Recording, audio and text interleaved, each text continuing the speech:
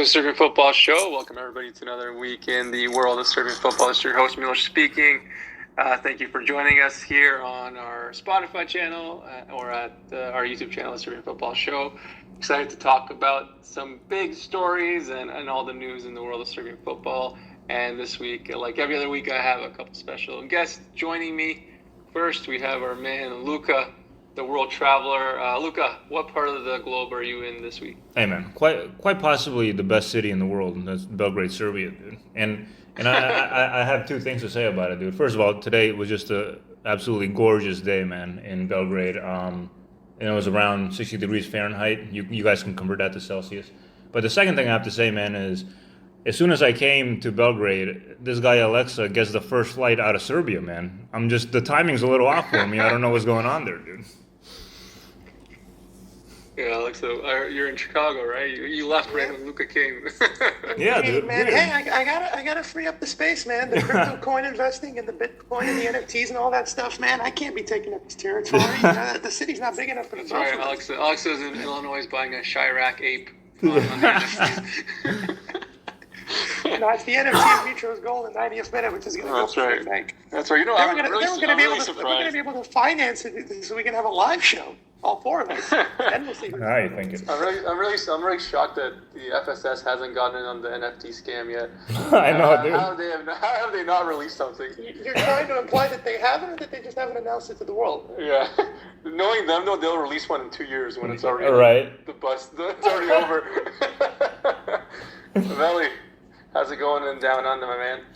As soon as it goes bust, I'll invest in it for sure, because that's just my luck, you know what I mean? Alex, I've got one word for you, buddy. The minute that you know that Luka's coming to town, run. You know what I mean? I've had that. I've had the absolute pleasure. I've had the absolute pleasure of sitting with him a few times now for a few drinks. But if you ever thought that you had it a little bit with the ladies or anything like that, as soon as Luka sits down with you, mate, anything that you have just evaporates. So just take over news. Chicago. Not to mention, I still want to keep my liver. Exactly right. So just take over Chicago, all right? Like, I don't think Luka's been there yet, and so dude, just take over those cities one by one, all right? Indeed, I will. All right, boys. So a lot of things to catch up on this week. First, let's discuss what we have to discuss: the European adventures ending for Crvena, Zvezda and for Partizan last week. We saw both clubs try to overcome a 3-goal deficit, and of course didn't work out for either of them. Obviously, one club had a bit of a better showing than the other one, but we can get to that as well. Zvezda knocked out on aggregate to Glasgow Rangers, played really well in Belgrade, won 2-1, but obviously wasn't enough to overcome the deficit. And then Partizan, they didn't come as close, but at least they scored a goal away in Rotterdam against Feyenoord. But yeah, I mean, to be fair to Partizan, it's hard to be too critical of them because I think the gap of quality is much greater between them and Feyenoord as opposed to Zvezda and Rangers, which is a bit more of a realistic matchup. But at the end of the day, unfortunate that both our clubs are out, especially what we saw in the game with Zvezda and Rangers in the first half. That Popko miss, I mean, if it was 2-0 at halftime, you got to like your chances of getting into penalties at least. But it wasn't to be, and nothing to hang their heads in shame about. I think over both the legs, I think it was fairly even. Even Zvezda had better possession in both games, I believe. So just sometimes that's football. The bounces don't go your way, the luck doesn't go your way, but you got to move on and get on and hope to do better next year. Luka, I know you were at the game last week at the Maracana. What were your thoughts on that performance and in general our clubs crashing out of Europe? So I'll start with the Zvezda game, man, and so I was there for the second leg in Belgrade, and I gotta say, man, like the atmosphere, everything was just freaking amazing, man. Maracana basically full, and it was just beautiful to be a part of it, and you could just sense the momentum building from kickoff, and when they scored that first goal, you're like, this is it, man. And I am of the belief if they would have scored that second goal before halftime, that we would have went through, because it was just you can just tell, in the atmosphere and everything and how it was building. The players were into it. They were playing extremely hard. The fans were all into it. Once we didn't get that second goal in the first half, I was getting a little worried, and then the second half started, and it kind of went downhill, obviously, once they scored that goal. But even before that, man, once we started missing chances, one right after the other, I don't think I've ever been to a live game where the team I was rooting for has missed so many damn chances. And over the two legs, man, I gotta say, dude, I don't think the better team went through. And I'm not even saying that, from a biased perspective. I really don't think the better team went through. I think the better team was Zvezda in both of those legs, and I think we were just freaking unlucky. But with that being said, everything that team did and the way that they played against Rangers in both legs, I gotta tip my hat to them, and I gotta tip my hat to Stankovic and the whole team, man. And I really think they put in a performance. Obviously, there's things we can improve on. Obviously, there's some players that I have some big question marks if they can take us to that next level. Like, for example, I think we were all happy with the Ohi signing, but after seeing him against Rangers and kind of being invisible, I have some questions. Like, is he the guy who can take you to the next level in Europe and things like that? It's cool to score against some Serbian Superliga teams, but we need goals when they really matter.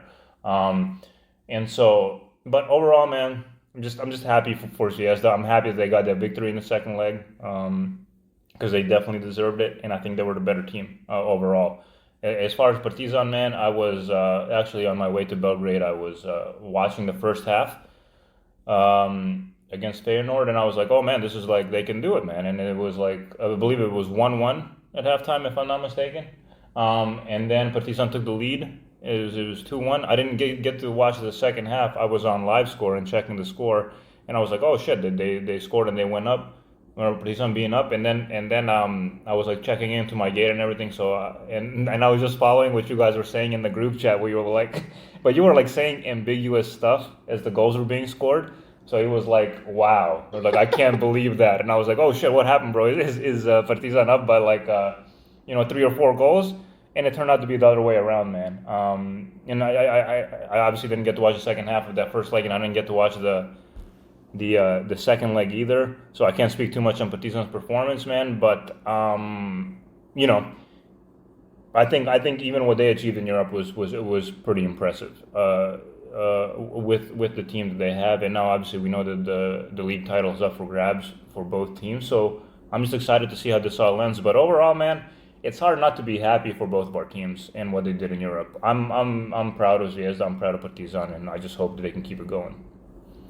Hey, look, I think the one half you watched of Partizan in the first leg was probably enough. You didn't need to see more after that. Trust me. I turned it off at the right moment. Yeah, dude. But yeah, you bring up a good point about Ohi as well. I know it's still early days, and this is his first real games on a bigger stage against Rangers, and he was pretty invisible, not invincible. The opposite. He was invisible, and he could have actually scored. He had chances.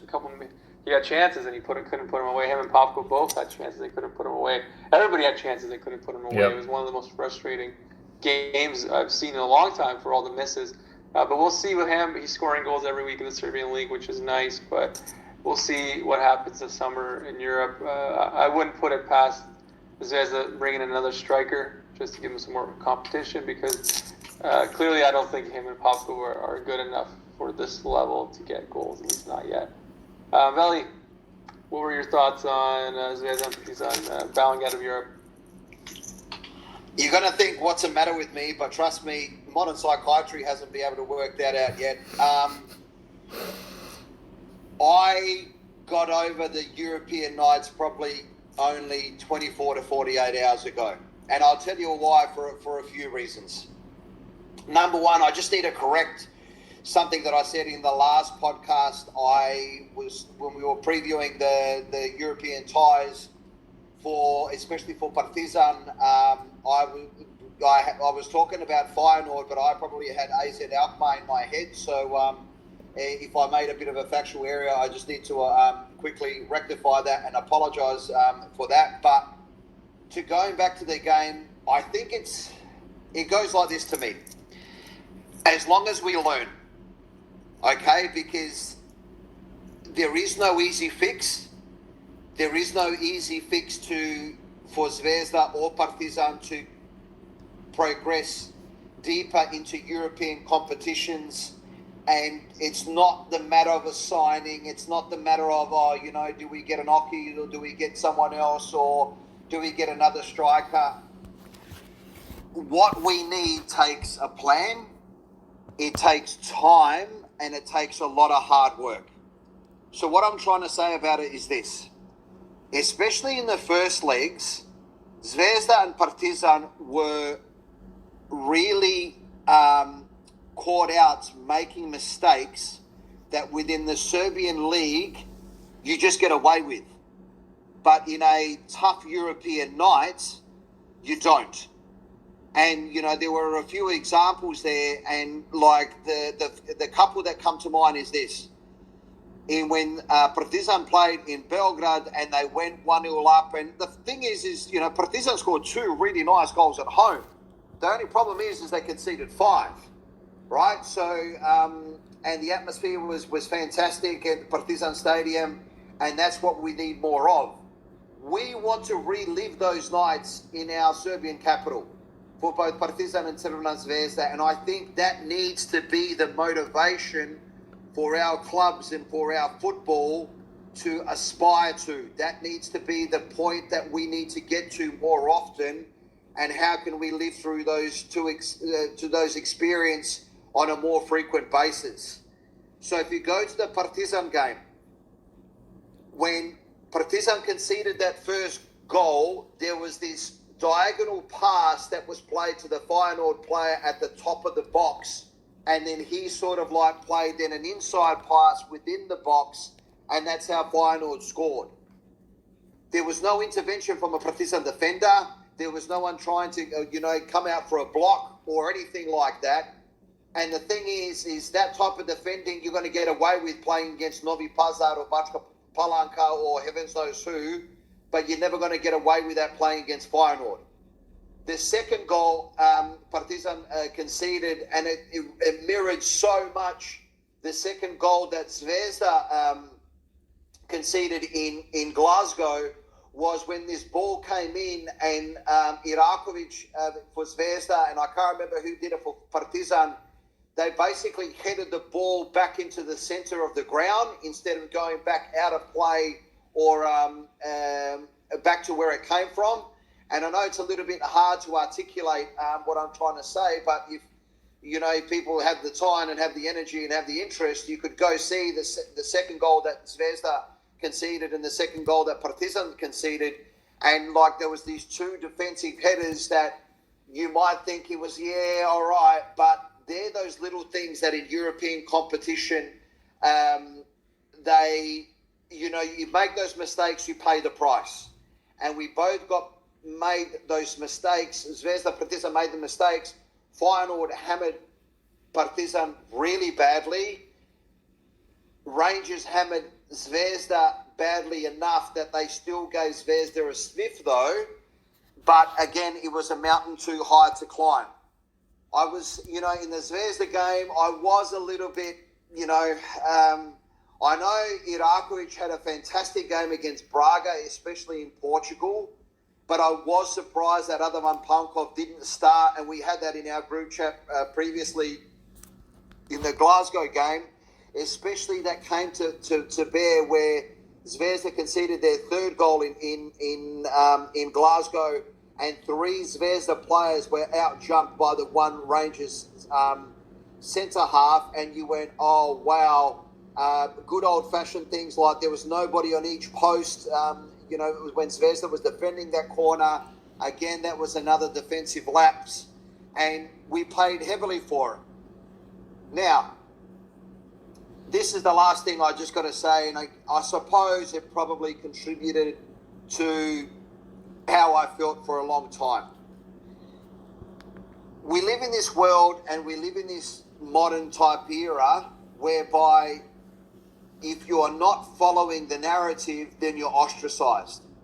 And I hope one day that will change, or what I like to refer to as the silent majority will one day say that, you know what, people, enough is enough. During my week, I listen to many things because, for God's sake, who would want to watch commercial television or commercial radio here in Australia? It's bloody awful. But I listen to many things. I listen to the Guardian Football Weekly. I listen to the BBC Football Daily. I listen to a Serie A podcast. And the other thing, one of the other things that I listen to is BBC Scottish Football podcast. Now, it's extremely, I like it a lot. And to be honest with you, I can still continue to listen to it because they're a good bunch of guys. I love listening to a guy called Tom English, who's actually an Irishman who commentates about, Scottish sport. But to listen to BBC Scottish football after the Zvezda ties, and when they say things and they're convinced about that Zvezda didn't cause Rangers any problems, you go, wow. Do you know what I mean? And you go, maybe I'm on a different planet. Or maybe I came from a world that maybe just doesn't exist, or a planet that doesn't exist, whether it be Mars or Pluto, I'm not quite sure. But these guys were absolutely convinced, and maybe that came back off the back of, beating Borussia Dortmund, which was a class act and a fantastic result, and will go down in their history, and good on them. I've got nothing against any of those journalists or the podcast itself. But maybe one day the mentality will change and maybe we can get like a fairer system. Because Zvezda did open up Rangers in both legs many times. And we had a discussion in our group chat and just our stars wouldn't align and we weren't able to get a podcast in between first and second legs.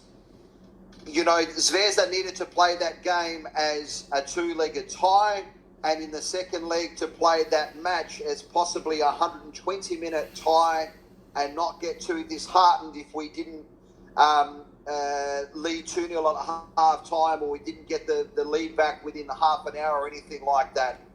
But to say that Rangers had no issue or no problems, you talk about the Orchi chances and you talk about the Pavkov miss, but I'm telling you, if Mirko Ivanic scored that second goal almost 2 or 3 minutes after he scored the first, Rangers would have been in real trouble. Yep. Now, we know that winners are grinners, and we know that pobednici piše historiju, or whatever the saying is, and it's not sour grapes. But all I can say to people is one day the narrative will turn. One day, listening to the silliness of the minority, this is what football's all about. Sometimes you've got to say, do you know what? I think we killed you guys, but you guys won, so fair play to you. Let's really, really, really have a look at it, right? Rangers went ahead in the first leg from two very poorly, defended set pieces, but that is a strength of British football, their organisation of set pieces. And they caught us on a counter, which is always bound to happen in the second leg. And you know what? They went through, and in strict football terms, they probably deserve to go through. But what I'm just trying to get at is the fact is that you're always, Western European clubs are always at a massive advantage to what we have in Eastern Europe, just due to the finances, due to the money, and due to the infrastructure. But please, just, if you have any humility in yourselves, don't go in and say that Zvezda didn't cause you any trouble, right? And I know history says that Rangers won the first leg, Zvezda won the second leg, and all that type of gear. And yeah, winners are grinners, I get it. It's not sour grapes, okay? I've got a family, I've got a life, we've got to get on with it. and that's the way it goes. But I hope one day it comes back to bite you on the ass. Well, Veli, you know the only way that the narrative is going to change is if Zvezda wins. You know, like, what are they going to say if Zvezda win through? It is. Now, this is the thing, to go back to the plan and the hard work. There is no easy fix, right? There is no easy fix. Do you take the Superliga down from, do you cut it by four clubs, and then 2 years later you cut it down by an extra 2? Do we have the fantasy of us playing in a regional league like they do in basketball, the ex-Yugoslavia? I don't know, would that increase the competition? I'm not quite sure. But whatever it is, we need to be patient. We need to make smart decisions. We need time. And you know what? It does take a lot of work, right? And we need to be patient. Zvezda is not Zvezda or Partizan are not what it once was. But what I want, like I think I said it in that group chat, Partizan played in one of Europe's great stadiums not too long ago. They played at the Kuip Stadium in Rotterdam. I just want to see that more often. For sure. Right? Zvezda played at Ibrox. I want to see that more often. And the thing is that I'm not going to jump up and down and say, Zvezda could have won the Europa League and Partizan could have made the Conference League final. But on the ties that were given to us, I think one of the clubs could have been playing one round more. I agree. And that's the part that I suppose hurts a little bit. History shows they won. Well done them. We've got nothing against them. But do you know what? I want to be alive when that narrative starts to change in all walks of life, and that people are not living in their own little bubble, and they thought, you know what, Red Star didn't cause them problems, or Red Star Belgrade, like they were, Rangers were always in control, or whatever it is. Do you know what? Get your hand off it, right? Because Zvezda cut you guys open many, many, many times, and I suppose in the future, where we'll get our paths to cross again, we will piss ourselves laughing that our mob from Belgrade, whether they wear black and white stripes or red and white stripes, will beat a Liverpool once again. And with all your money, with all your finances, and with all your infrastructure, you came and you lost. And those days will come again. Damn right, Veli. And as our man Lucas says, it's called the clapping seal syndrome.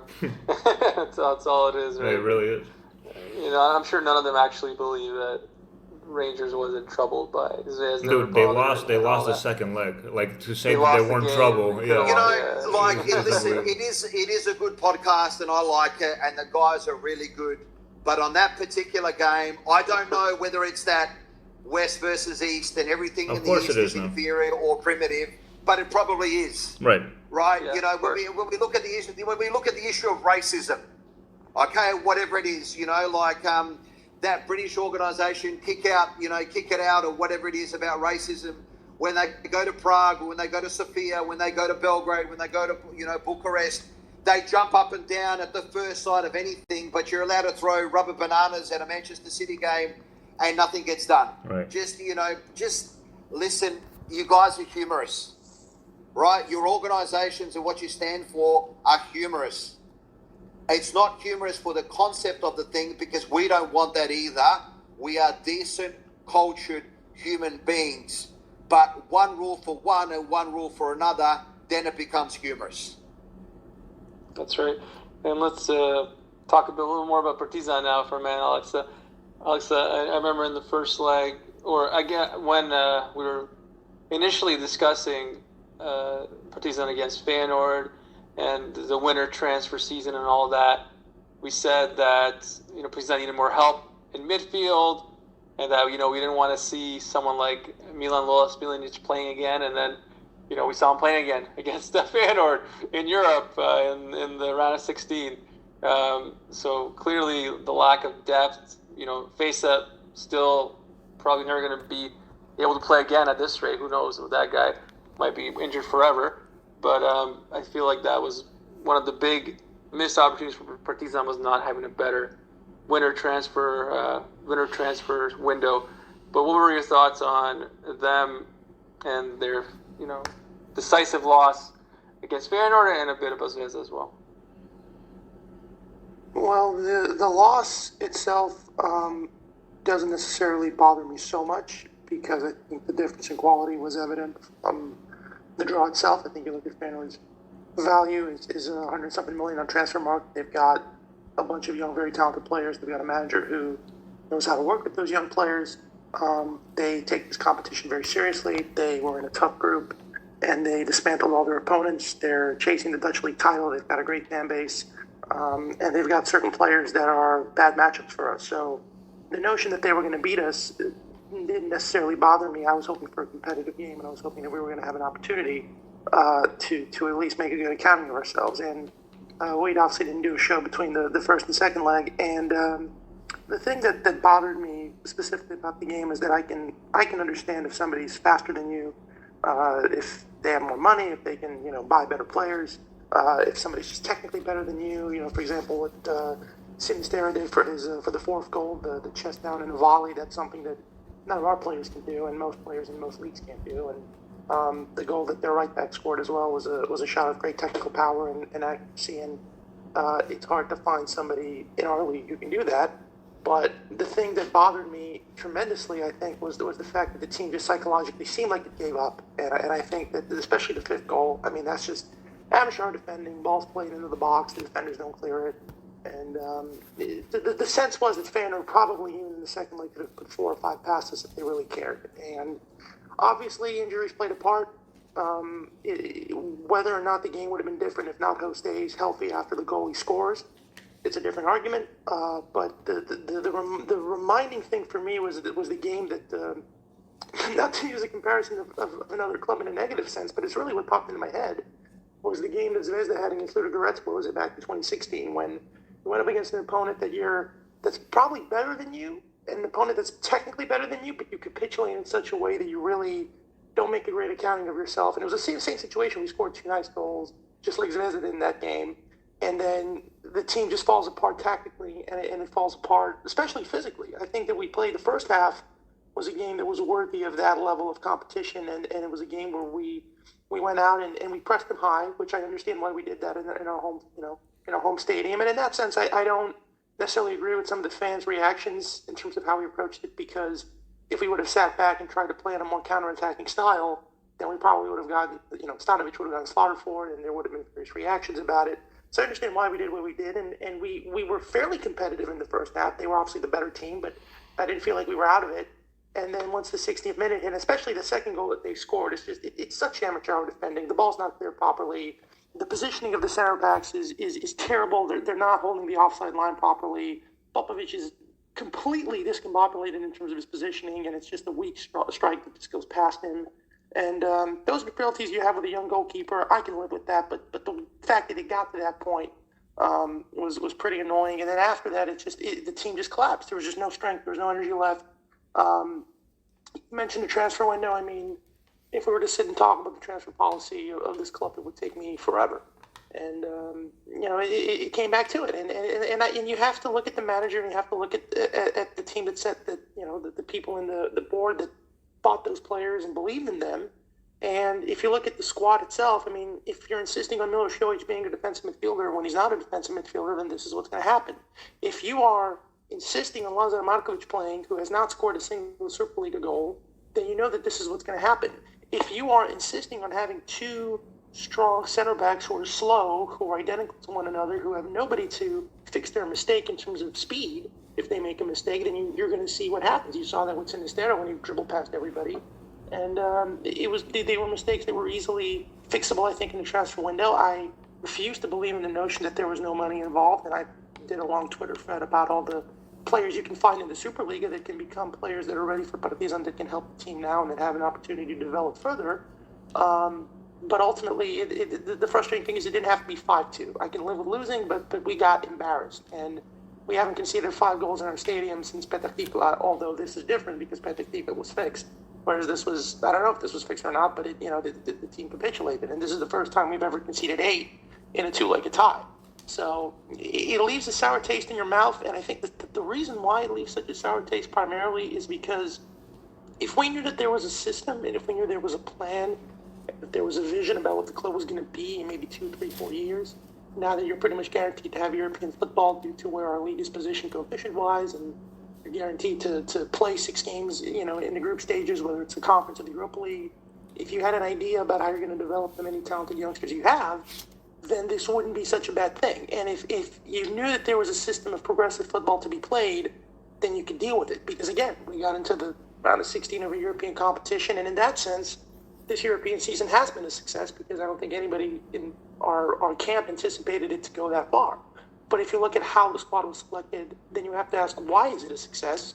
Because the squad could have been selected much better. And, some of the mistakes that were made were evident. And the thing that bothered me more so than anything was not even so much the archaic philosophy that we had, but it was the lack of strength, the lack of stamina, the lack of speed. I mean, they looked like they were playing on, fast motion, and we looked like we were in slow motion. I mean, that's how it looked. I'm not saying that we were tactically slow or, incapable of it didn't look like the players were devoid of motivation.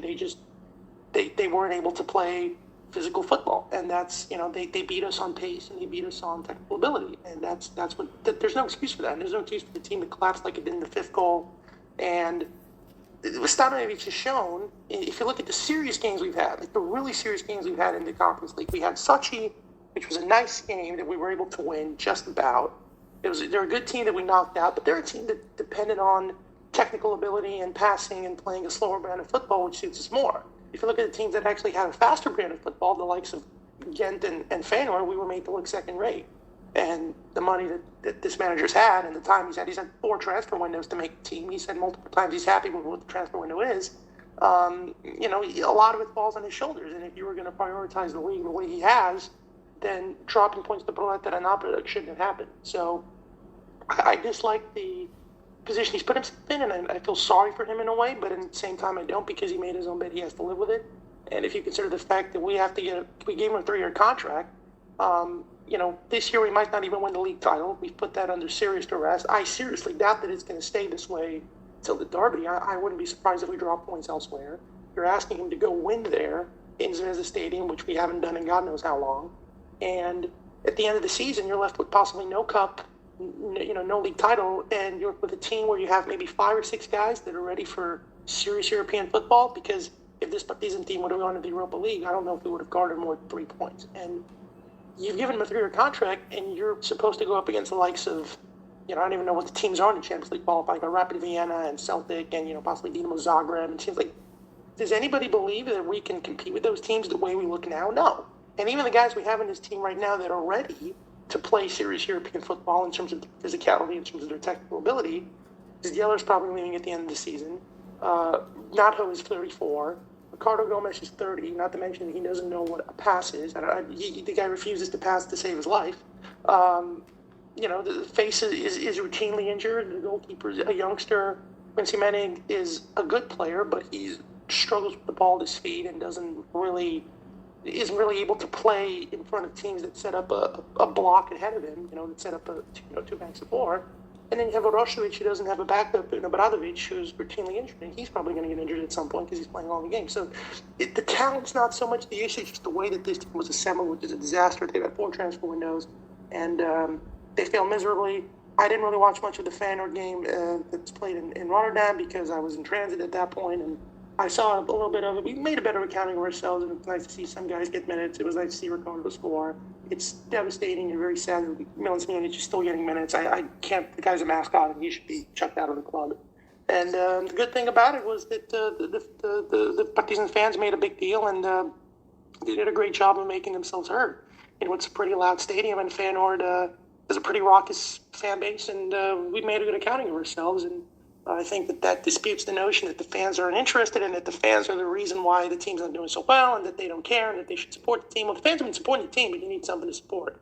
And I think that this hasn't been it. I think that we've done well to stay first, but I've said before, the league title in this particular situation in Serbian football, however you want to quantify that, is not something that I'm interested in. I'm interested in trying to make money off of either selling players or winning in Europe. And this current team has not shown the ability to do that because, it's nice to win in a conference, but the group we had, we should have done better in the group. it was nice to win against Sparta, but again, we could have had tougher opponents. We were fairly lucky with that draw, and we were made to look second rate in this tie. And the future of the club's not in good hands. I think that there are guys in the summer that we could get that could make the situation better if you were to give them long-term contracts, if you were to build something, but building something has never been our forte, and it hasn't been like that since 1966. So I'm very skeptical of the rest of the season. I'm hoping that the league title can maybe save Stanovic's reputation and maybe save the club's particular position going forward, or that maybe Russia gets eliminated so that we have a spot in the Europa League qualifiers for this season coming up.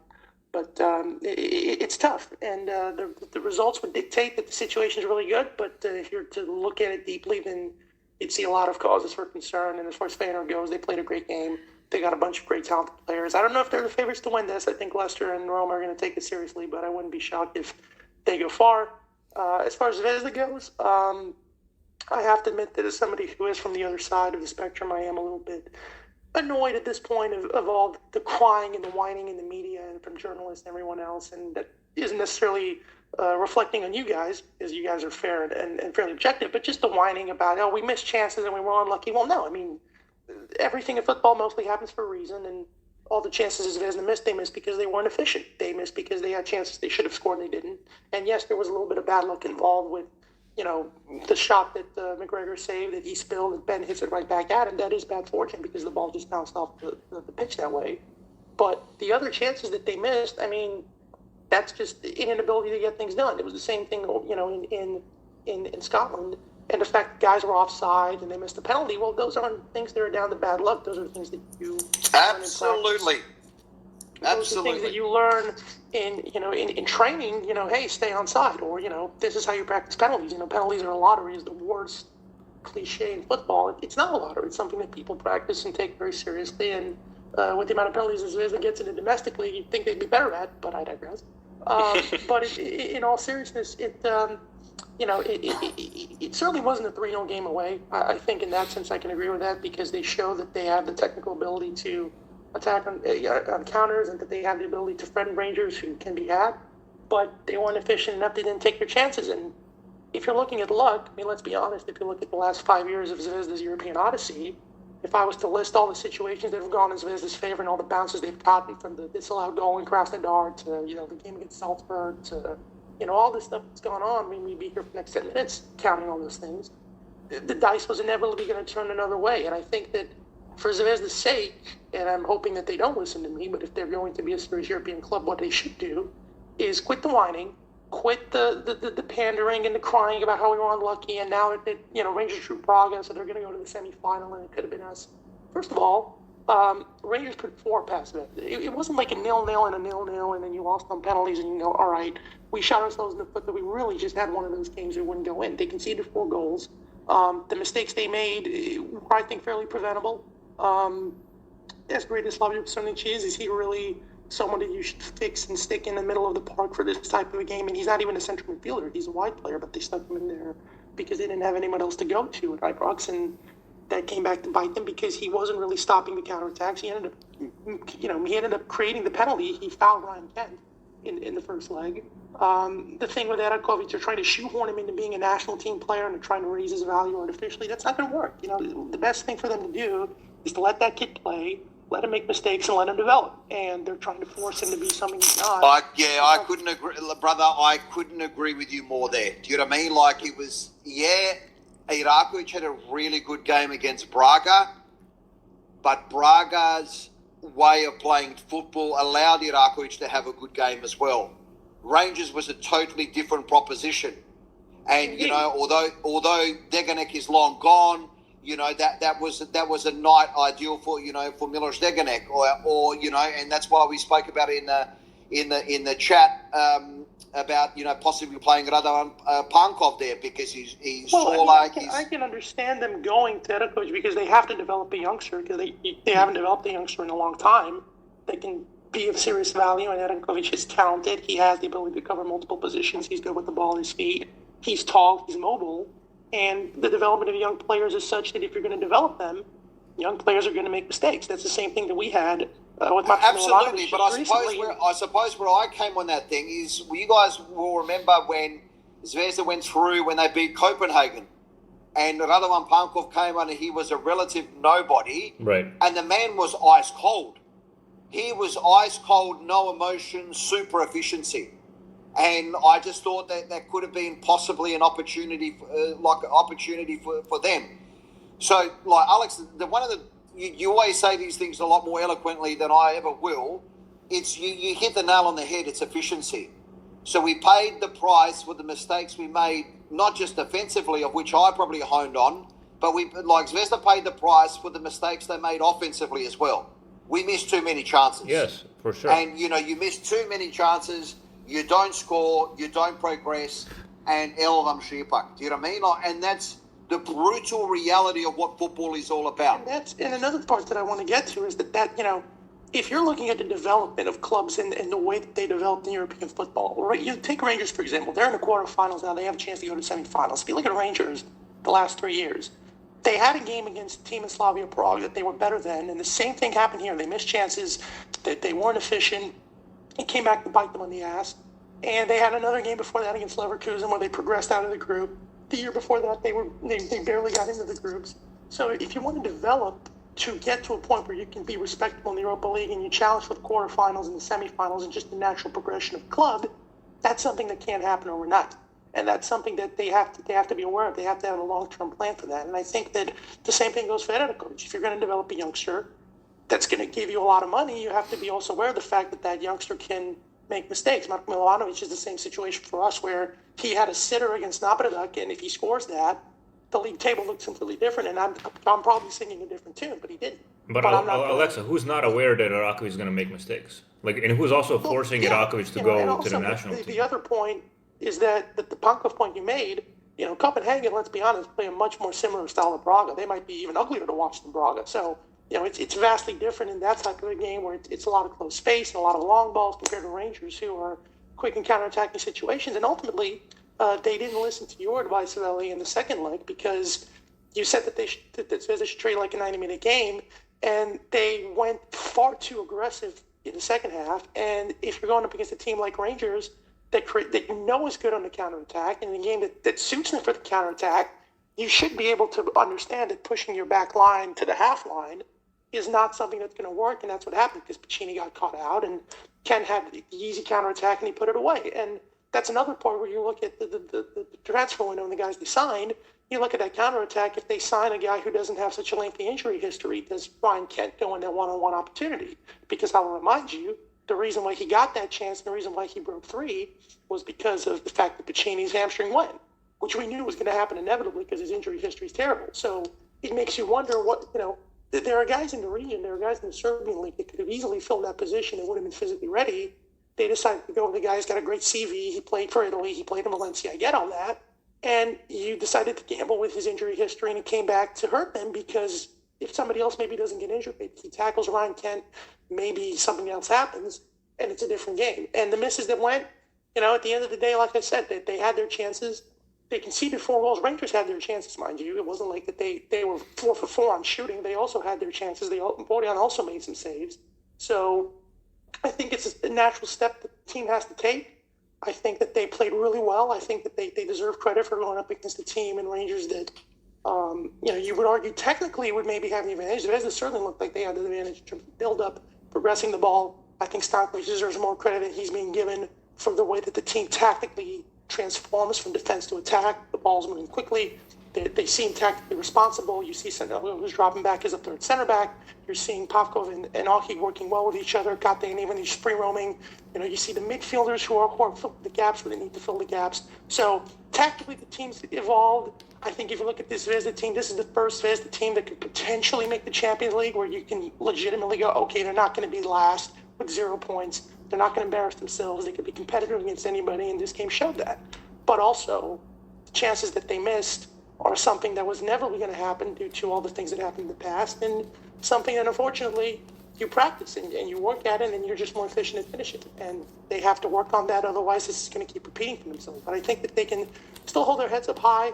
I just think that they need to, for their sake, which I hope they won't do, and I know they won't do because that's how they operate, that they stop living in this super protected bubble, and it's like the fat kid who gets all the candies but doesn't get the one candy he really wants, and he's throwing a temper tantrum, like the press conference thing, and the Digs and Rangers and all this stuff. Like, it was 4-2. It wasn't like it was 4-4 on penalties. They put their chances away, as they didn't, and that's how it goes in European football. And by the way, they can take from their history that they have, because Zvezda in the 80s had a super talented team that was, could play against Real Madrid and beat them 4-2 and smash Milan at home at the Fog. And then they go up against Club Brugge and they go up against Cologne and they can see 2 or 3 or 4 goals and they get knocked out. Like, it took a while to get that experience, to develop those players, to get that defensive stability above all else, which is another key aspect, because Zvezda certainly wasn't lacking it going forward. They were lacking it in defense. You have to get that if you want to be successful in defense championships, so, win games. And Alexa, on that point there, right? Because again, just so eloquent. On that point there, and if I can just say a quick word about now the coefficient and moving, into the future, moving forward. But Jesus, I hate that phrase. Football is hard work, right? Football is really, really, really hard work. Now, there's an element within our media, within our journalism, is the fact is that since Serbia now have got that higher coefficient rating, and we are going to get, quicker entry into the last stage of qualifiers for both European competitions, there's that element in there that we think that is a justice served for what happened to us 20 years ago, 25 years ago. No, that is actually a reward of what we've done in the last 2 to 5 years. But this is the trick. We now need to stay there, right? And this is where the real hard work needs to come. We need to justify our coefficient rating. We need to justify our elements of being where we are now, and that takes hard work. Players win the ball, teams win games, and clubs win trophies. So the fact is that, okay, we believe that, at this point in time, a European trophy is still only in its infancy of a pipe dream, and Zvezda Partizan basically fight it out to win the domestic league, but it should be our goal, is how do we get into the most top European competition that we can, and then have a fallback opportunity to go into the next European competition down, and then how do we get as far as we possibly can? And that takes hard work. And I hope both those clubs know that. And it takes time. That's right. And I'm just going to... Sorry, Lou, go ahead. No, go ahead, bro. I was just going to say, Alex, I do agree with you a bit about, the missed chances. Some of those chances... I agree when you said they're not unlucky, because I think some of those chances, yes, McGregor made really good saves, but other chances, I think it was just a lack of composure in a big-time match situation, which is normal. I mean, it's a big game, everything's on the line, big lights, full Maracana and all those things.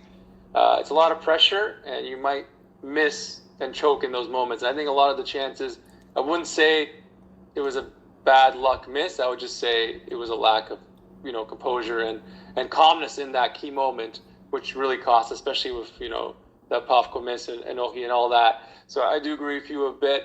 I think Zvezda was unlucky in a sense against Rangers, but I don't think I can say with a clear conscience that Rangers was lucky to go through, because as you mentioned, they scored 4 goals. They could have scored a couple more if we were honest, and Bojan did have a couple of good saves as well, as you mentioned.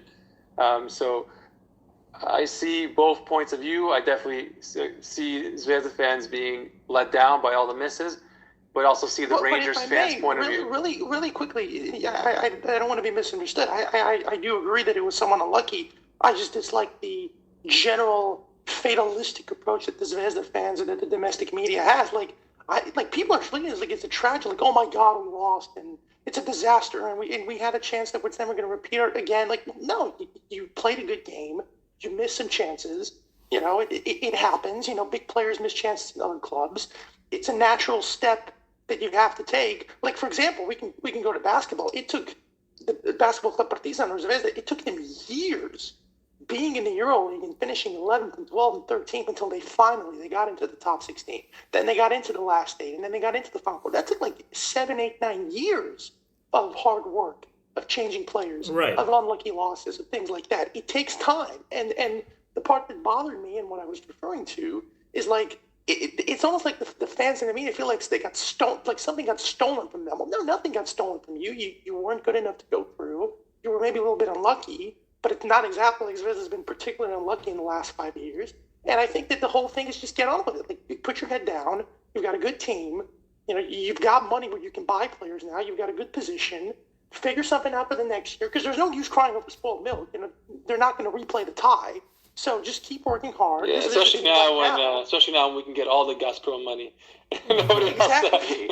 And the Champions League money. So nobody else wants that Gazprom money. We'll take it all. You're going to swim with the big banks. So just put your head down. You know, fix the positions that need to be fixed. There are guys that you can sign. Now Zvezda actually has money where they can sign players. They have the big name and a manager who's recognizable, if Stankovic stays, of course, which we'll see. You know, that's always up in the air. So put your head down. They're going to get into the groups again, probably the Europa League, maybe the Champions League, and work at it. And they can make maybe a run at the quarterfinals. But whining about it, how it was so unlucky and how this chance is never going to happen again, it's like nothing good's going to come of it. That's what I'm referring to, the fatalistic. Yeah, and I agree. crying. I agree with you on that aspect there, Alexa. Like the fatalistic, like this is never going to repeat itself. Hey, man, just a couple years ago we were playing Liverpool in the Champions League, dude. You know, so it's like arguably an even better thing happened. So the fatalistic nature of it, I definitely agree with you on. Unlike Milos here, I can definitely say with a clear conscience, I don't think the best team went through between Zvezda and Rangers. I really don't, man. I think over the two legs, But we can use that argument for Zvezda and Salzburg too, which doesn't. Yeah, but I'm talking about Zvezda. I'm talking about Zvezda and Rangers, the game that we're talking about right here, dude. I don't think the better team went through. And like over the two legs, I'm talking about. I think we were unlucky. Big game composure, whatever you want to say. Sure, all of those were factors. But at the end of the day, these are also goals and chances that we know this team can put away because they've done it before, and they've done it against bigger teams and on a bigger stage. So it's like all of this stuff, yeah, we can make excuses for it. At the end of the day, it's not like they were horrible or got outplayed or they even lost to a better team, in my opinion. I think Zvezda was just unlucky. And will this chance come again if we keep going the way we've been going in the last 5 years? Of course it will. And not only that, I think better chances will come. To take the fatalistic attitude that it's never going to happen again is obviously dead wrong. They're just selling yourself short, and you're selling the program short, and you're selling what they're building short. Mm-hmm. What I'm most worried about moving forward with Zvezda is the coaching situation, as you guys have mentioned. And I think our last couple of coaches have been amazing. And if I want Stankovic to stay, I wanted him to stay the whole time. And if he does, that's fantastic. That's awesome, and very much welcome.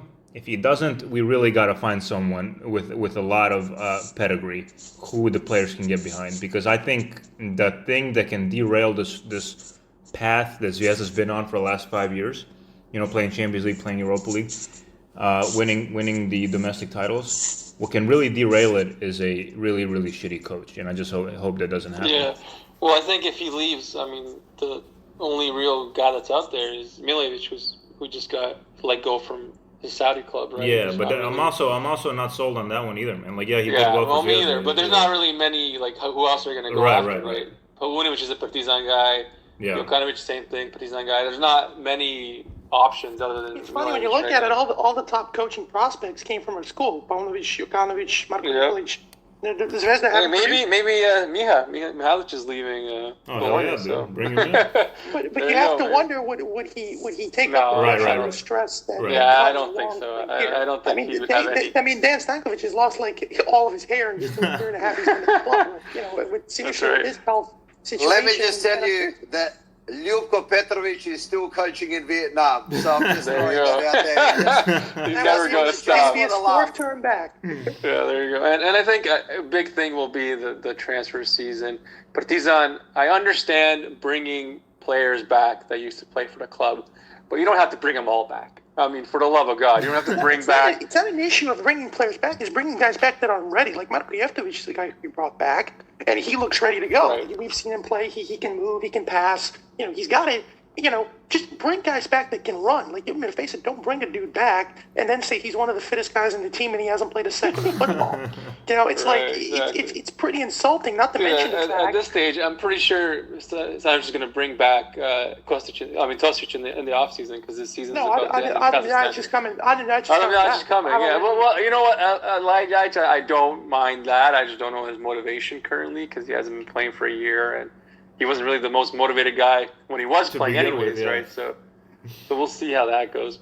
But I know we could talk about this forever, but it's been a while on the show now. I think we've got to switch gears quickly to the national team, and we have 2 games coming up in the next week, one against Hungary and Budapest, and then one against Denmark and Copenhagen next week. A couple of tune-ups, our first game since that beautiful night in Lisbon back in November. The squad came out. Pixie named the squad. No surprises at all. Only a couple injuries to Vlahovic, which is unfortunate, and then Maksimovic and Lazic as well, who will miss out. No new players tested, and I think during his press conference, Pixie kind of had an attitude of, I'm not here to experiment. I know my team and all that, which, fair point to him. This is the team that got us to being first in the group in Portugal and beating Portugal, going straight to the World Cup, so you can't really argue with him. But I'm not sure if I agree with his point of view 100%. I think, there's always time and a place to test new players. And I think he has tested new players. He gave different players a chance, like Birmancevic in the last friendlies and all that. But Luka, what are your thoughts on the squad, these upcoming friendlies, and kind of his attitude of, I'm not here to test players. We're here to win. Yeah, man. I mean, I'm with you, dude. I guess I don't agree with it completely, but at the end of the day, it is Stojkovic, and I don't think he's steered the team wrong. And he's always had a vision for the team and the way that he likes to conduct business, and he's followed through with it. You know what I mean? So it's his team. He's the coach, and he's making the calls, and I respect the hell out of it.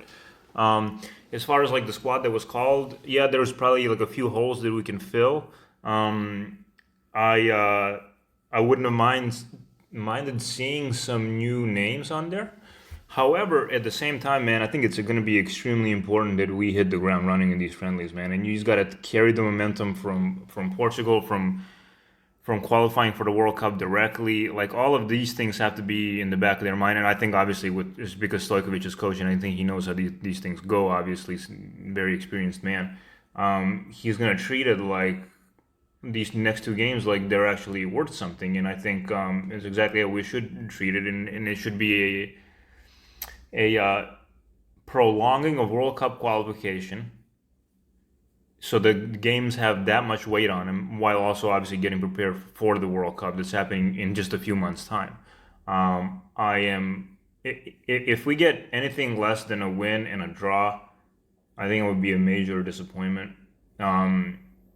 If we get 2 wins, obviously it'd be fantastic. But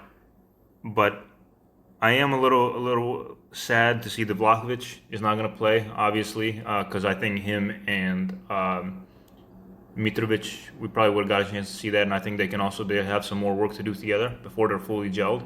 And that would be a pretty hectic attack for anybody to handle. I don't care what defense it is, with those 2 guys up top. So I was kind of hoping to see that a little bit more, and I think we will get a chance to see it hopefully before the World Cup, obviously. But that does give Luka Jovic a chance to hop in there and do something in one of these next 2 games, which he could really use a goal, obviously, and with the way things have been going with him in Real Madrid. Oh man. Yeah, dude. Poor Luka. I know, man. I really feel for him, man. When you see, Real Madrid losing fucking 4-0 to Barcelona, and he's not even one of the 5 subs or whatever, 4 or 5 subs, how much ever Ancelotti used. It's just, yeah, man. He just needs to get the hell out of there. And they needed a goal, and then sub on their only striker. Right? Yeah, man. My God. Yeah, dude. I think a lot of people were a bit sour on Luka Jovic, maybe because, who's married to and all that stuff. Right. But I think now everybody's just feeling bad for this guy. Yeah, they're just get the hell out of there. And get out of this. Get the hell out of there and go back to what you're doing, man. Please, right. For the love of God. Right. But that's got to be up. That's got to be up to him, though, doesn't it? We all saw it coming anyways, right? Yeah, come on, let's really, really be fair, that's got to come from him. Whether Luka Jovic wants to sit it and keep wearing the Real Madrid training gear, or does he want to really pursue his football career? Yeah, man, 100%. And Right? I'm tired. So I'm tired of him posting his fucking like training clips on Instagram. Training goals. You know what I mean? Like, dude, that really doesn't like. He can leap over the cone very nicely. Yeah, exactly. This guy scored like 5 million training goals. Yeah, No, right? nice. Like, yeah, man, you're doing well in training, but I don't see you on the pitch at all. And I'm sorry to interrupt All you. right, can I then just be a little bit trying to read between the lines of what the selector Stojkovic had to say, with especially picking this latest team, because right in front of me now, I've got up the squads that had between the Serbia-Portugal game in Lisbon and the teams that he's picked out versus Denmark and Hungary. Almost exactly the same. Mm-hmm. So, what I'm reading into his comments is the fact is that, do you know what? There really isn't anybody else slamming the door down to get into that team. Right. This is the World Cup team. I think that's cause for concern. I think that's cause concern between now almost getting to the end of March and the beginning of November when your team will be announced. Is this group of players now able to rest on their laurels and say, well, we're in? Because let's look at it. I've only got the midfield here in front of me, okay? Nemanja Gudel, who I rate so highly, spoken to him about a million times on the pods previous. Is he standard first 11 picked every week for Sevilla? Well, he's starting. He is now. He He is now. He hasn't right? been all season.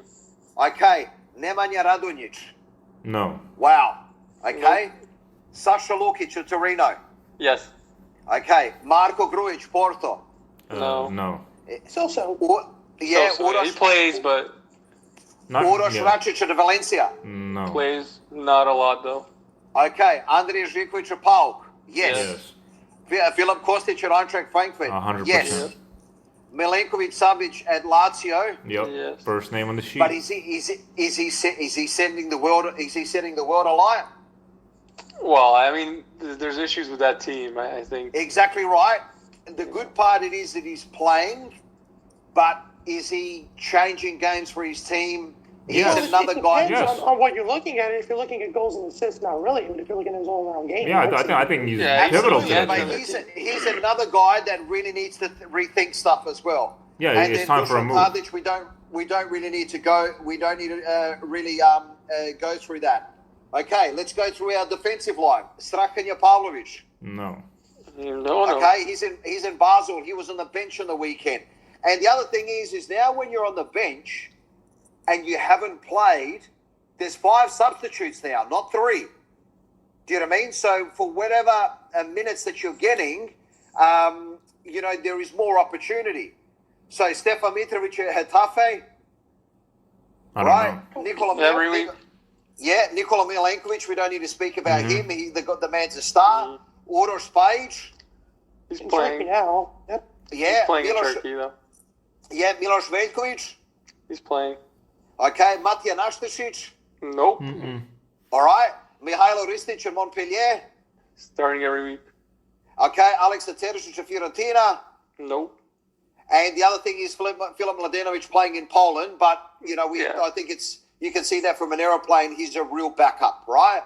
So this is the thing that we have at the moment is that I'm not taking away from the optimism and I'm not taking away from what we've achieved, but I'm saying that qualification is over, right? Qualification is over and we need to see, okay, where are we at right at the moment? And the thing is that I still believe that I know it's only 2 friendly games, but Serbia need to win these both to show progress, to show that change in mentality that we have, and to show to put the message out there that we mean business. because what I see in the undercurrent is the fact is that it could be a playing group that is resting on their laurels of whereby, the teams are picked now for these two upcoming friendlies. That's going to be exactly the same squad that goes to the World Cup in Qatar. Right. Well, I think Pixie, in his press conference, he's kind of, said that in not so many words, but he said that these friendlies aren't too important, that he's more focused on the Nations League. So the Nations League is where we might see some more players get a chance and him take a different look at guys. He doesn't seem too keen on friendlies and all that. And, this very well may be the best players that we have. I mean, it's hard to argue for too many other guys. I think maybe you have Birmancevic who's playing well, but it's in the Swedish league. You have Jovanovic who's scoring a lot of goals, but it's in the Israeli league. There's Idakovic, a young player, of course, but Go ahead. No, sorry, brother. This is the only thing I say to that. The goals in Israel and the goals in Spain are the same size. We still play with a size 5 ball, right? So if you're in form, you're in form. Do we really want to be in a situation where our national team is there to give Strahinja Pavlovic some minutes, to give Nemanja Radonjic some minutes, to give Luka Jovic some minutes? I'm not sure. Yeah, man, but Right. like Strahinja Pavlovic was playing great for the national team even when he wasn't getting minutes at his club. So exactly. Pixie said as much. He said if I was to look at the list of all my players, I'd be busted in my head. So, Absolutely. Yeah. Listen, I agree with you. There's no conflict here. There's no debate here. I agree with you both. All three of you, beg your pardon.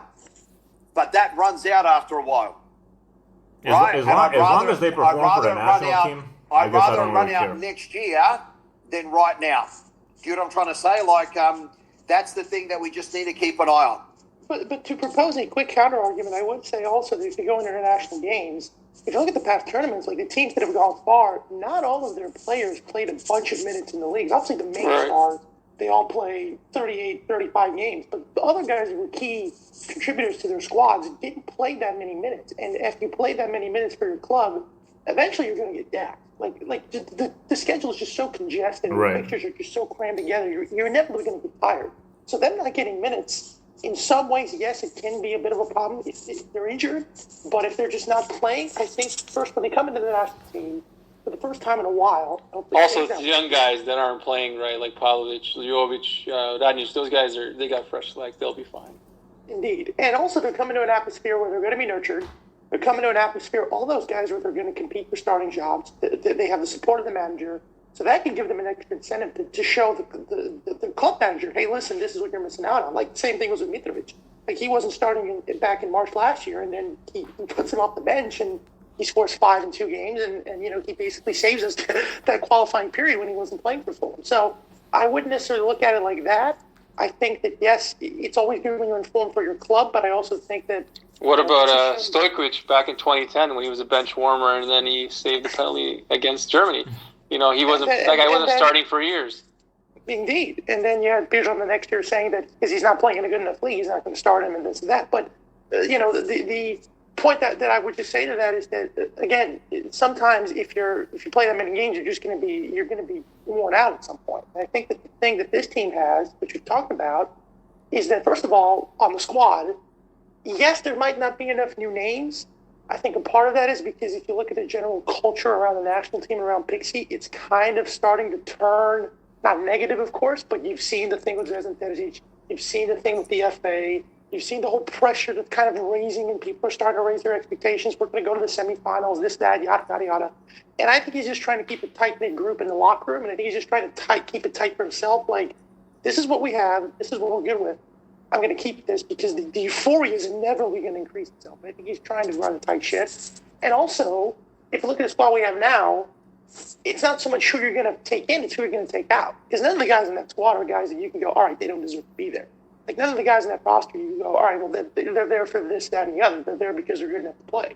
So I think he's running a tight ship in that sense, and I think that the games that we have, these 2 games, I'll close on that and I'll leave it to you guys, is that Hungary, I've said before, I think is a really important game in the sense that they're the only team that we've come up against in a while that's actually playing the same style that we do. They play the same formation we do. They play a very physical, very pragmatic style of football. And I think because we haven't run into them in the group. Portugal didn't play 3 back. Luxembourg, Ireland, none of those teams play that way. And I think positionally, which I mentioned before in previous podcasts, it could be a really good testing ground to see how we're going to go up against a team like that. Especially now, if you look at the pots and the way things can go in a World Cup draw, we might get a team like that. In the Nations League, we're going to get teams like that. So I think it's another way to prepare for that. And then the Denmark game, we're going up against a team that is a European Championship semi-finalist, pot 2 team. They possibly might go in pot 1. Bunch of talent. You're going in their place. The record against Scandinavian teams isn't great.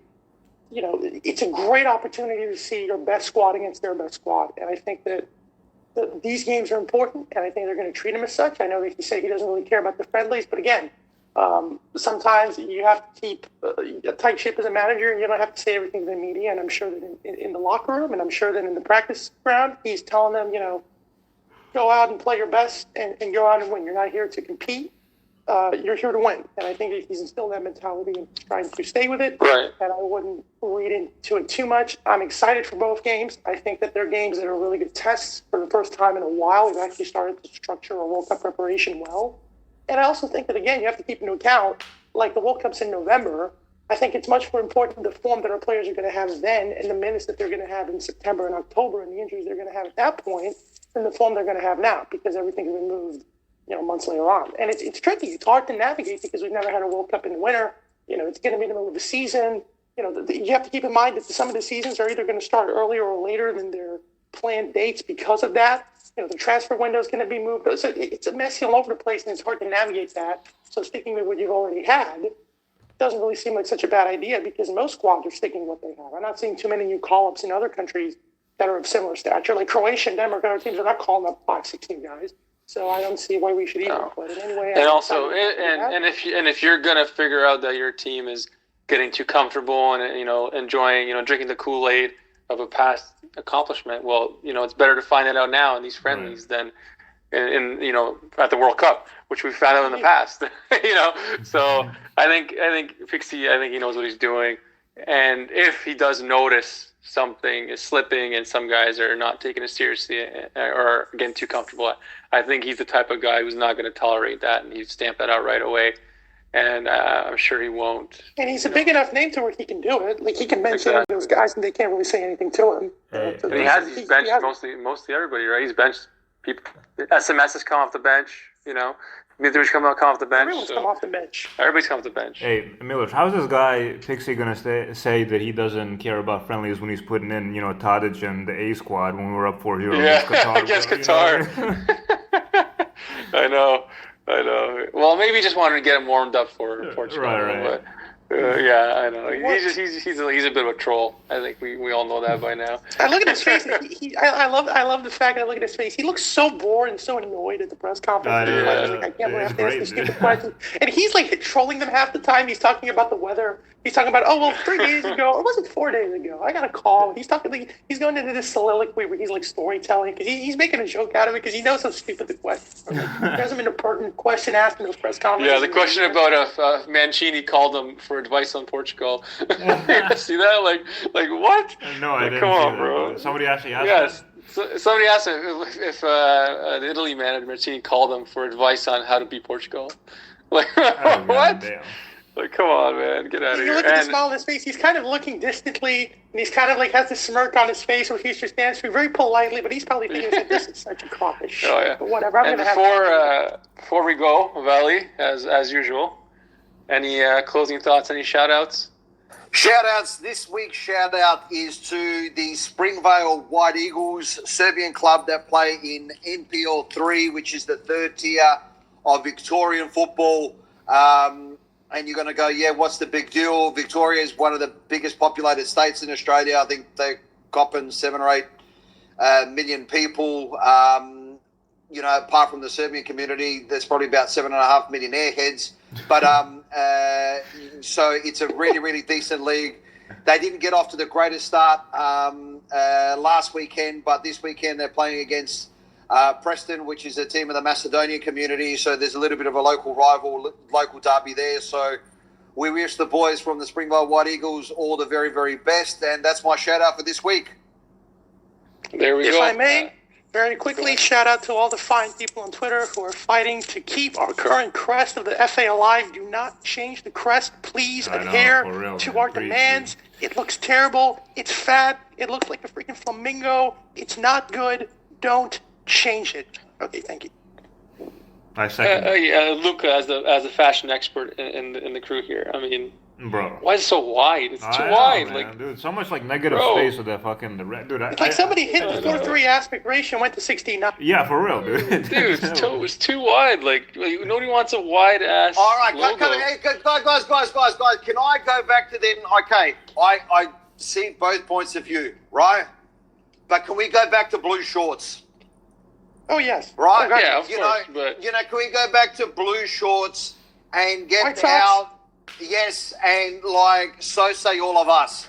Whoever decided to fiddle around, this is why these people need to be beaten over the head with a piece of 4x2 timber, right? Like, why would you fuck with that? Do you know what I mean? Like, I know, the crest was like the only half decent thing in the episode. Exactly. literally, the only thing that's been good. Right. Right.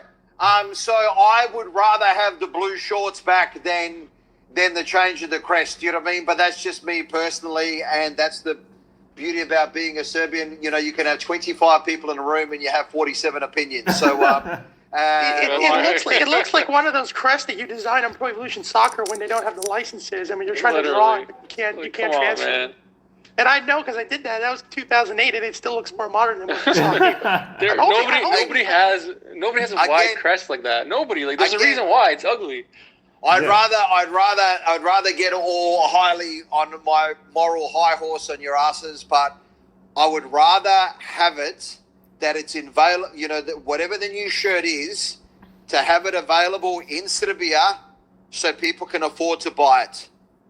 Right? That would be my ultimate dream. Don't have the shirts go through Puma and Adidas and make them 100 pounds a pop, please. Yeah. Make them affordable, for God's sakes. And make them somewhat decent. Don't remember the Puma atrocity 4 years ago. Give us something good. Or don't change the kids we have now. They're fine. Yeah. Just keep the... Alexa, maybe, possibly, but I'll stand corrected. You missed my point, right? When, like, the 2018, like, nobody could afford that. The only person that could afford that is like us, you know, like us three coming in from wherever we are because we've got the money to buy that. I want to keep. Well, that's not true.